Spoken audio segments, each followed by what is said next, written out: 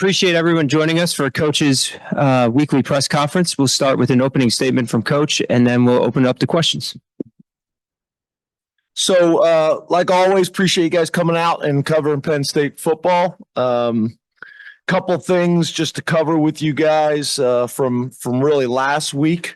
Going back and watching the film was good. It was about what we anticipated. In terms of how it felt during the game, and then be able to watch a tape and go through and grade it. I think you guys already seen players of the games and things like that. One of the things I think was interesting is if you do a statistical comparison between our West Virginia game last year and our West Virginia game this year, no one's really talking about our defense, and our defense really played well.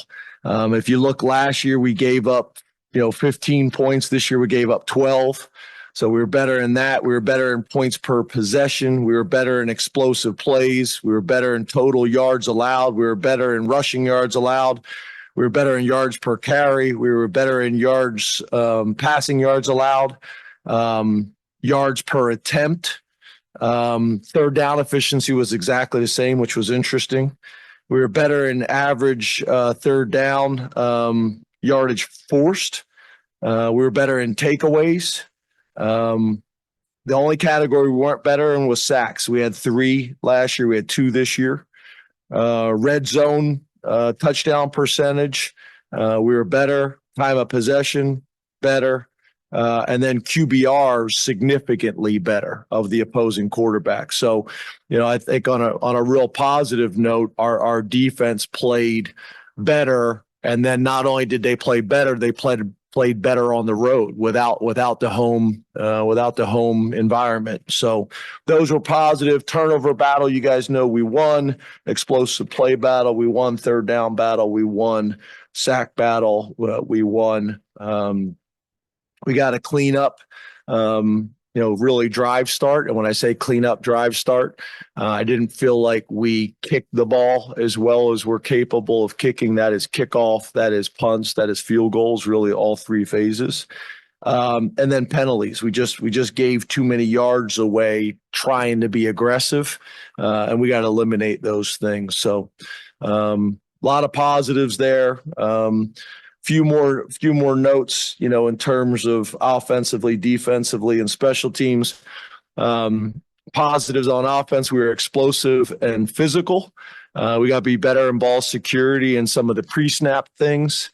Defensively, we did a great job stopping the run. We limited explosive plays. I think we only had 1.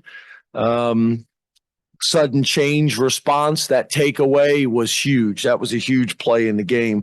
And then 0 points in the third quarter. I think you guys also know, I think we have the longest streak in the country of not giving up a touchdown to start a game. So that's been a real positive for us. Areas for growth, the penalties, just overall communication and substitutions. And then special teams, I thought we played really physical. There's some really physical clips on tape from our special teams. And then opportunities for growth. Like I talked about, we got to kick the ball a little bit better. We did have a substitution error, and then we did have to burn 3 timeouts, 1 on offense, 1 on defense, and 1 on special teams. So that's not what we're looking to do. And then for this week in Bowling Green, Scott Loeffler, the head coach there. We know Scott, pretty well. Been a guy that's, been in this conference, obviously played at Michigan. We know them very well. Frank Leonard and him were on staff together at Boston College. So got a ton of respect for him and his career and what he's been able to do. You look at them offensively, it's essentially his offense. He calls the offense. Has done that for most of his career. And they did a really good job and put up big numbers this past week. They're a run-first offense predominantly, but they do a good job at the quarterback position and taking shots where appropriate. We've been impressed with their tight end number 0, Harold Fannin. Their running back number 4, Terrion Stewart. And then their quarterback Bazelak, who also has got some history here in the Big Ten as well. And then defensively, Steve Morrison and Sammy Lawlinson running the defense over there. And, from what we've seen on tape so far, they're going to create some challenges. I would say looking at their team in general, they're a bigger, more physical team than what I anticipated. You look at them on film, but then also look at their numbers. They're a big physical group. This is a team that's going to play combination of odd and even front. They're primarily a middle of the field open defense, but they will close it up and play some zone cover 3 and a decent amount of pressure as well. Guys that we've been impressed with is their cornerback number 1, their defensive end number 5, and then their linebacker number 3. Very, very productive players. And then on special teams, Alex Bayer does a nice job for them in coordinating their special teams. Right now, their rankings and statistics are really good. Obviously, they returned the opening kickoff of their game for a touchdown. Their kick returner number 20 and their punter number 41 are guys that we've been impressed with. So still early in the week, kind of figuring out who they are right now, putting the game plans together. Obviously, we do not have practice today. It's a game planning day for us, and the players are in the building watching film on their own. And then Tuesday we'll have practice, and then see you guys out there for a portion of practice. No changes on the depth chart at this time, and no changes to the red, yellow, or green list that you guys are aware of. So open up to questions. Let's go to Rich Scarcella on Zoom, followed by Frank Bodani. Good afternoon, James. How are you? Good. How are you? I'm well, thank you. James, Smith Vilbert is somebody who more or less missed 2 seasons, and I was just wondering, to see him have the impact he did Saturday, and what was going through your mind, and also what do you think kept him going to persevere through everything? Well, I think the first thing I'd say is I think you guys remember me talking about Smith as a guy that no one's really talking about, that I think is going to have a big year for us. And a big part of it is it's understandable, right? He missed essentially 2 years of football, but you're talking about a guy who was a high-level basketball player when we recruited him. He's 6'6", he's 280 pounds. He can run, he can bend, he's aggressive, and he's mature. You got a mature football player. So, I'm proud of him. He's also a guy that got his degree. He's done it right from that standpoint. And I know he's extremely hungry this year with as much time as he's invested to really help this team as much as he possibly can, to help the defense as much as he can, and obviously also to have a big year for himself and for his family. So, I think you guys are going to continue to be talking about him a lot this year. I think there'll be a lot of conversations about him, on a national scale as well. Those guys are hard to find. Guys that, have a chance to be physical against the run, but it can also be disruptive as pass rushers. His length is an issue for people. But, I'm really proud of him. I think he's going to have a big year, and I'm glad you asked about him. Let's go to Frank Bodani, followed by Mark Wogenrich.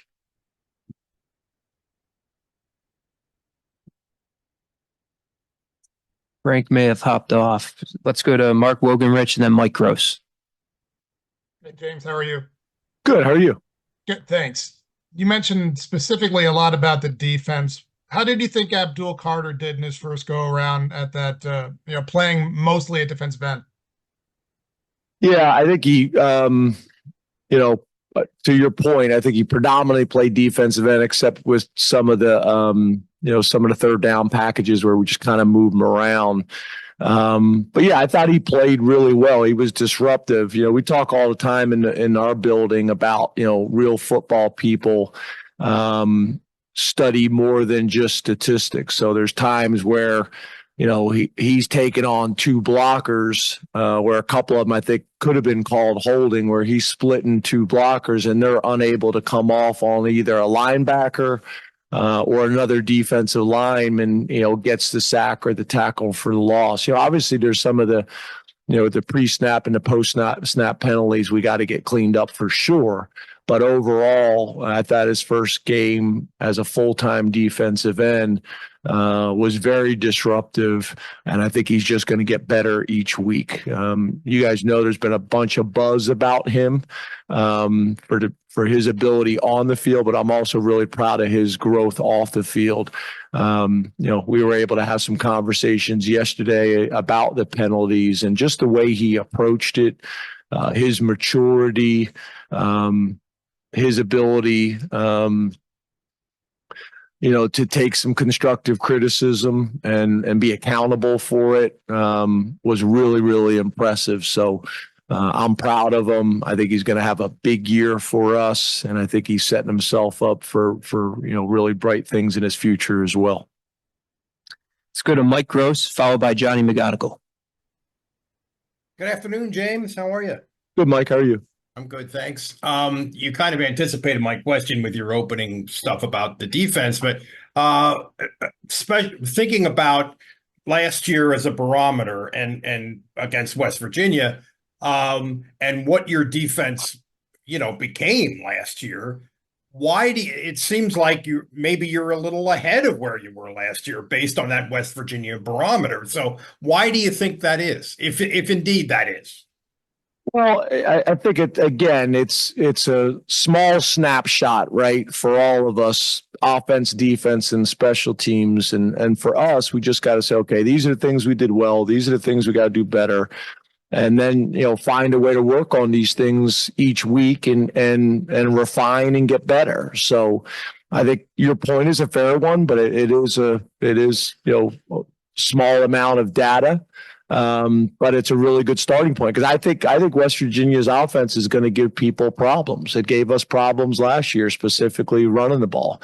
We went into that game with a ton of respect for their O-line, with a ton of respect for their quarterback and the two running backs, and we still feel that way. So I think that's probably the biggest thing for me, is that's a team that prides himself on running the ball.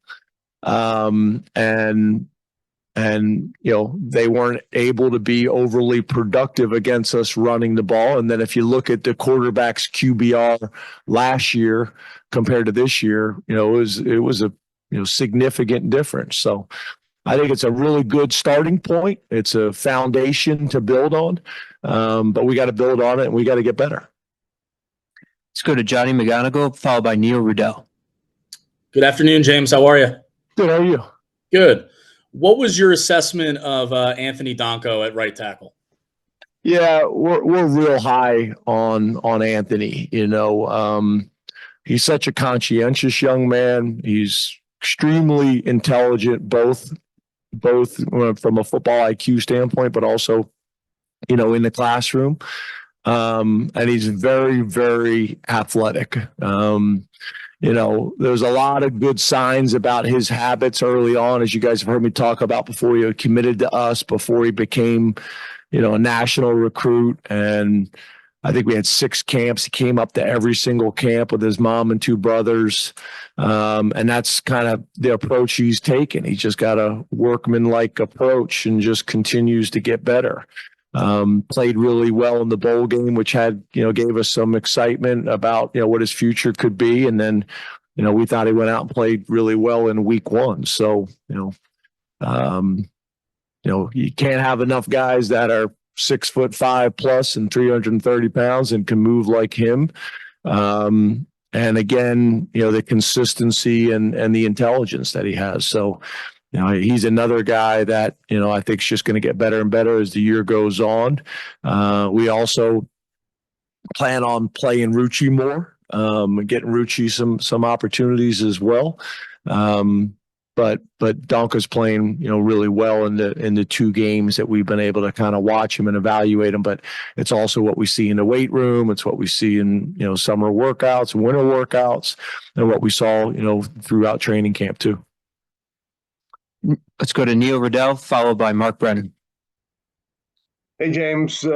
I was wondering, happy Labor Day there. You too. Xander's miss.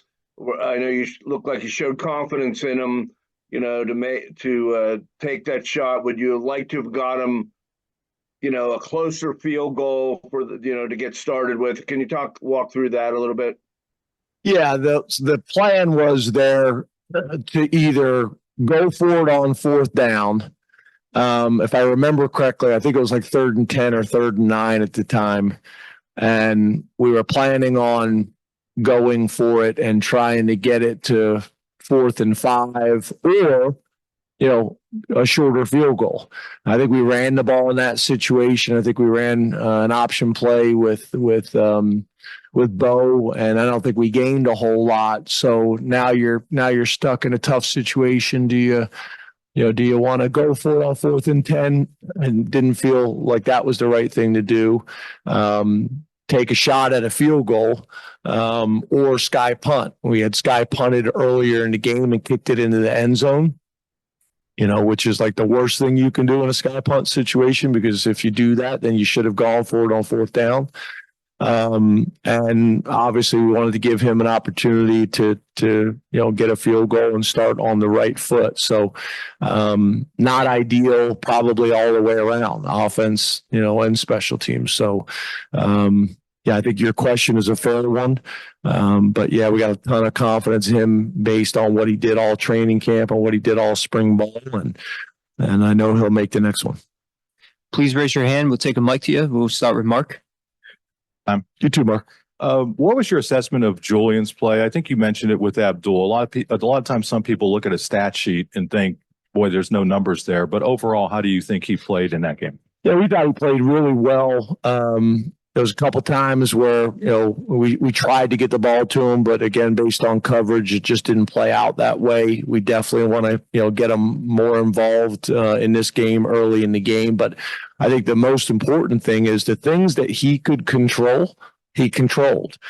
He blocked really well. He ran really good routes. If you go back and watch the play that we threw the touchdown, Bo threw the touchdown to Tyler Warren, that's because of Julian. Julian, basically it's almost like a 3 vertical scheme where he's got to get to the backside hash. But before going to the backside hash, he attacks the safety in the middle of the field and crosses his face, which occupies the safety and doesn't allow him to slide over and get into the window of where we threw the ball to Tyler Warren. And here he is late in the game, still running, great routes to put us in a position to make big plays. You could say the same thing for the ball that we threw to Trey. He runs a corner route, pulls the safety out of the window, allows Trey to get hit, on the skinny post or seam or however you want to describe it, for the touchdown.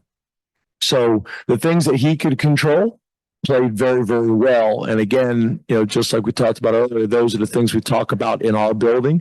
Those are the things that, for these guys' futures that they watch. Obviously, you'd love stats to go with it, and those will come. We're confident in that.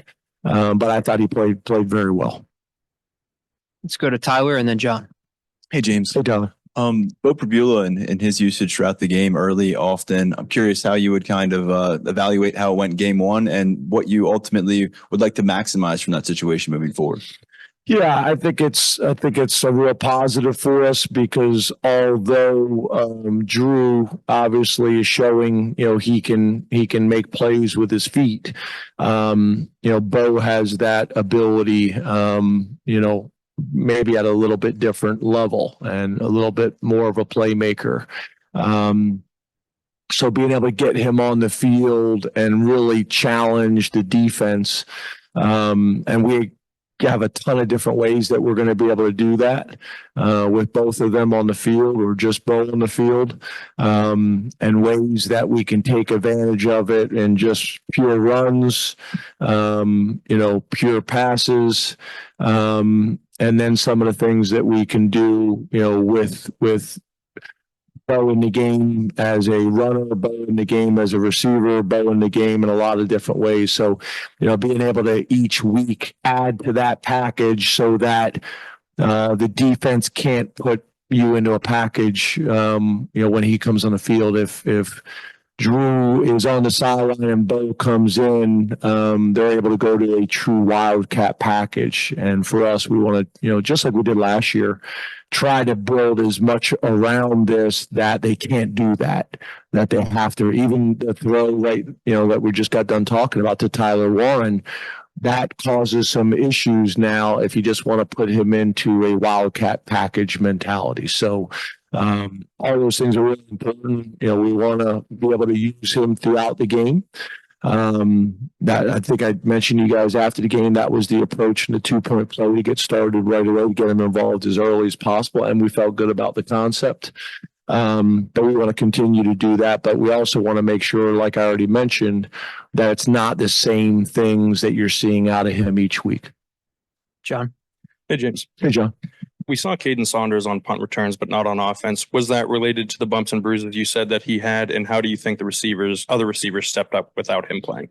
Yeah, so we weren't sure if he was going to be able to go. And the plan was, as long as the doctors and trainers and Caden felt like he could go, we were only going to use him as the punt returner in the game.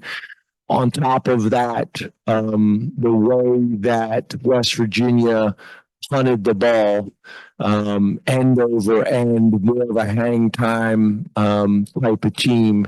And we thought it was going to be mainly a fair catch game anyway. So felt like he was able to do that, but we're hoping that we'll have him back, as not just a return man, but also as a, receiver this week as well. And then I think your question about the other wide receivers, again, I thought the group played well. We had some other bumps and bruises as well that I think we're through now. But would like to get as many guys involved, because I think, one of the things when you talk about balance, is not really the ability to be 50% run, 50% pass in the game. It's having the ability to run or pass in any given situation. But also, like Mike Leach, talked about, balance is also ball distribution. That the defense isn't just concerned about one player that they need to eliminate, that they realize and see through film that there's, 7, 8 guys that can get the ball and can make plays. That's running backs, that's tight ends, that's receivers, and the ball can be distributed across the field, making them defend all 53 and a third and all 120. In the back, T. Frank. James, how you doing today? T. Frank, you? Good. I actually want to ask you about that connection between Drew and Trey. Obviously, a big game from both of them with the explosive plays, but I was curious your assessment of their chemistry together, and was there an opportunity for even more in that game that you saw that they could work on and kind of get on the same page, or were those situations different than that? Yeah, again, I think just trying to be careful that we don't jump to too many assumptions based on one game, and a limited amount of data. What I would say is, when you talk about missed opportunities, you guys probably saw the play action pass we ran out unbalanced, I think it was. And, Nick Singleton should have aborted his fake, because typically when you have play action pass and your man comes, you abort the fake and go pick him up right now. And I think you guys probably saw the play with Omari running wide open down the middle of the field, that the pressure got us off of it. So talk about a missed opportunity. That was a missed opportunity there.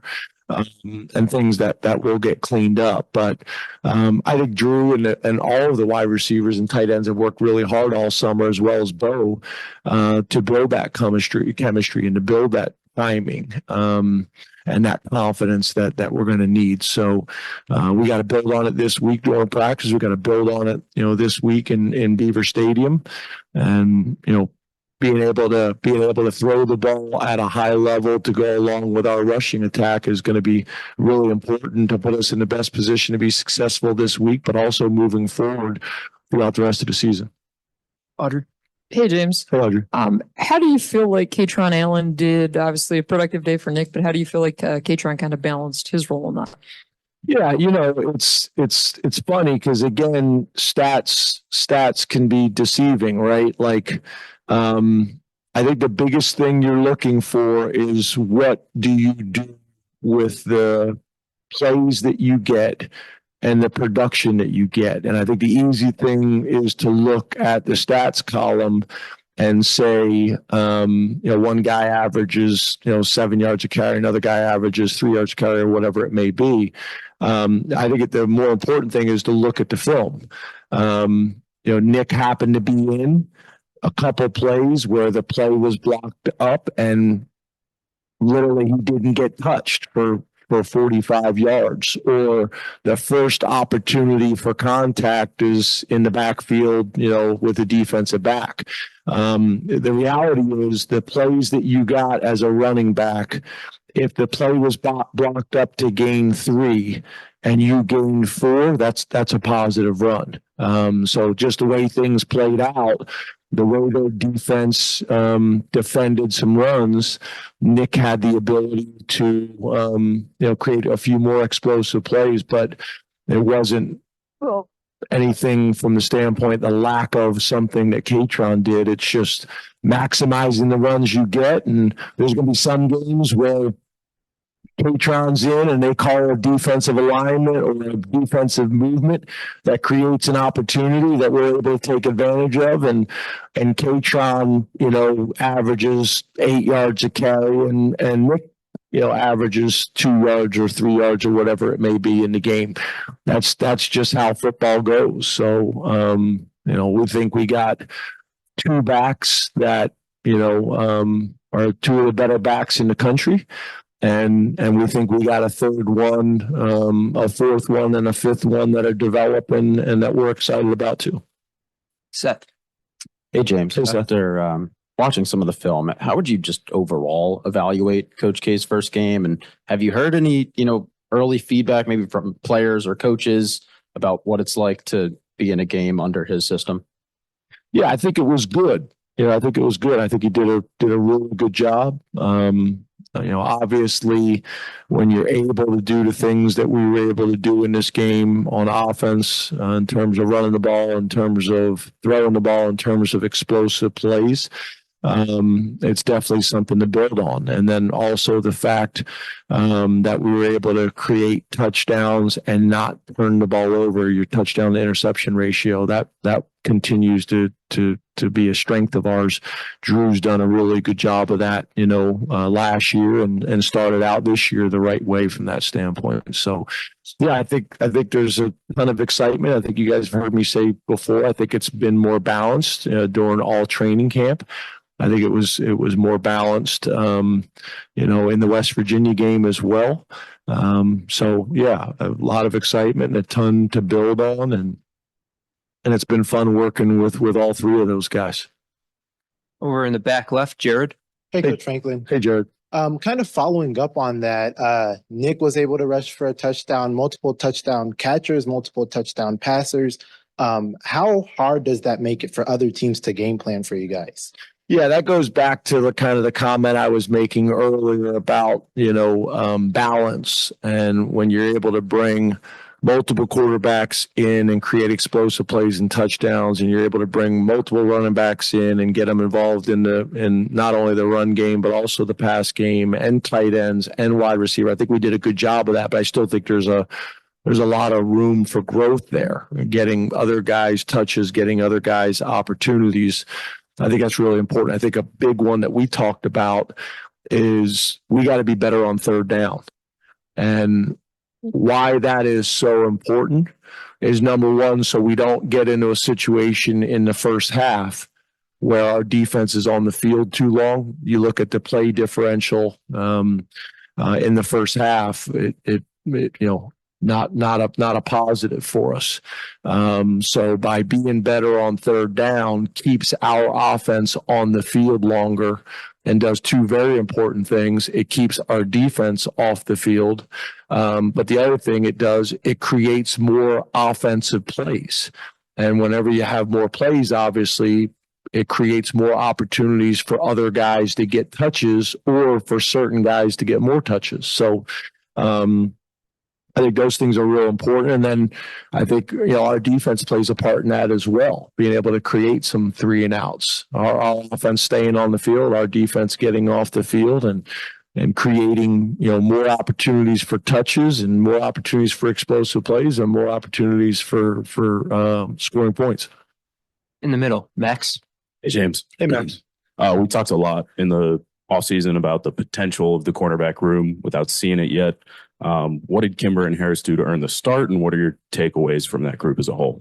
Yeah, I think you're going to see a rotation there. We feel like we got 6 guys that all can play, and I think you'll see a little bit of a rotation. We'll see how this week goes, but different guys starting based on how they practice that week, like a true competition based on weekly production and weekly practice habits. I think Elliott's another great example. He played really well in special teams, starting in 4 units, and then also got reps at corner and made a huge interception, which was a big time play. So, I don't think I'd be careful if I was you guys, not just at corner, but a lot of positions, feeling like the guys that started in game 1 are going to be the exact starters in week 2 or throughout the year. We got time for 2 more in the back, Allie. Hey, James, how are you? Good. How are you? Good.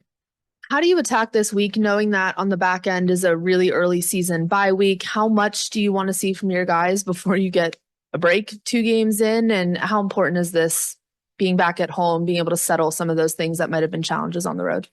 Yeah, this week it doesn't really change. We'll stick to our normal routine. Obviously, next week having 2 buys and how that factors in. Spent a ton of time, this summer as well as last week, talking to Andrew Nelson about that, talking to Tom Allen about that, talking to Justin Lustig about that, talking to Andy Kotelnicki about that in terms of what did Kansas do during the bye week, what did Indiana do during the bye week, what did Vanderbilt do during the bye week, what do some of the NFL organizations do, what are some other programs that we have close connections, what do they do? Get with Andrew Nelson about what's the appropriate thing to do and any tweaks that we need to make to our process. And then also the fact, again, that we got 2 buys and how do we approach that? So it won't really change anything for this week. But obviously, next week, all those things and all those decisions that we made, we'll execute them. I don't see a whole lot of changes because the feedback that we got from a lot of the places that we looked at are similar. But we try to do as much after action review as we can. I actually was talking to, Andrew Nelson this morning about that, Nelly, about training camp. I wanted him to go back and revisit all of training camp and any suggestions he would make. And then me and Ben Kerr documented them for next year and already made the adjustments on next year practice shells, for training camp, some things that we think we could do a little bit better. And then we'll do the same thing after this first bye week. We'll look at it afterwards and say, okay, now with the second bye week and later in the season and, obvious wear and tear that's going to occur, how do we handle the second bye week different than the first bye week, excuse me. So, but I don't see a whole lot of changes, this week in our approach. Last question, Daniel. How's it going today, James? Good. How are you? Doing well.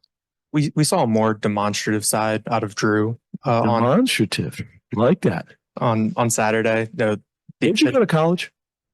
I don't know if I should answer that one. I want to know. And the fact that you're nervous to answer it is University of Maryland. Oh, Terp. We overlapped for a year. Nice. In 2010. 2010. Mm-hmm. Nice. Demonstrative. Yeah. Is that a good year, 2010? Yeah. Yeah. Awesome. We saw Drew, with the official after the cadence. We saw him signaling first down. Now, did you guys go back and watch that play on the TV copy? Mm-hmm. What'd you guys think? Can hear some things. Yeah, I'm not talking about hearing things. You guys see the guy clapping. Yeah, it's pretty obvious on TV. It's interesting. I don't know if everybody saw that, but I want to clear that up before I answer your question. I think a lot of people thought that that's what they were reviewing. That's a non-reviewable play. So I think there was some confusion about that as well. Sorry. Back to Maryland and your other questions. But we saw, drawing with West Virginia players, the defenders said that this is a different side of Drew that they haven't really seen that much. What has it been like bringing that part out of him, and what has gone into getting him to be this comfortable and kind of showing this side of him? Well, I think part of it too, right, is it's year 2 for him as the starting quarterback and year 3 in the program. So he shouldn't look the same. He shouldn't behave the same. There should be growth. There should be more confidence. There should be more swagger. Because he's earned that, right? Confidence is something you earn. It's not something that you give. It's something you've earned. And he's worked really hard, and you see it in his play. That stiff arm was a credit to our strength and conditioning program, but it's also a credit to Drew and the work that he's put in. And I also think for that to happen on our sideline, and for our sideline to see that and see him make a play like that he has not made in the past, and then to react the way he reacted was really pretty cool. And I think all the points you make are fair, but again, I think some of that is our Danny O'Brien, Andy, Kotelnicki, our coaching about things that he did well last year and things that he needs to do better this year. But I think it's also just part of his maturation process and his being comfortable with being the starting quarterback at Penn State and everything that comes with it. But I think the word you used, I think, was a really good word to describe it. And I don't know if I necessarily would have said that I knew that was coming, but I sure was glad it happened. Thank you very much, Coach. Thanks, guys.